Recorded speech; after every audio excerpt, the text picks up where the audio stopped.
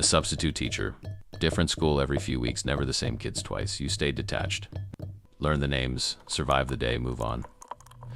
Last month I was assigned to a small elementary school 20 miles outside the city. Third period, a girl in the front row raised her hand and asked why I kept coming back. I had never been to that school before in my life. I told her it was my first time there. She shook her head slowly and said, "No, I came every Wednesday." Same seat at the desk, same jacket, same everything.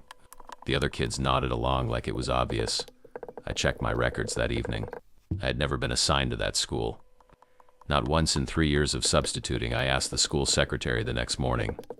She pulled up the schedule and went very still. Every Wednesday for the past 2 months, a substitute had signed in under my name. Same ID number, same license, my signature on the sign-in sheet. I looked at the signatures myself.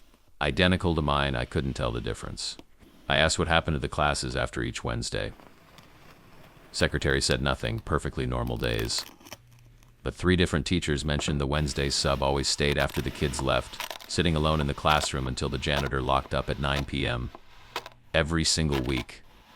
Just sitting at the desk in an empty room. I went back to that classroom alone after school. I don't know what I was looking for. Sat at the desk for a while in the quiet, noticed the drawer was slightly open. Inside was a notebook. My name on the cover in my own handwriting. I opened it. Every page filled front to back, dated every Wednesday for 2 months, written in my handwriting, describing my life in detail, my apartment, my routines, my dreams, things I had never told anyone. The last entry was dated today. The final line read, "Tomorrow she finally sits in my seat. Now I can leave." I stood up to walk out and the chair rolled back on its own like someone had just stood up from it.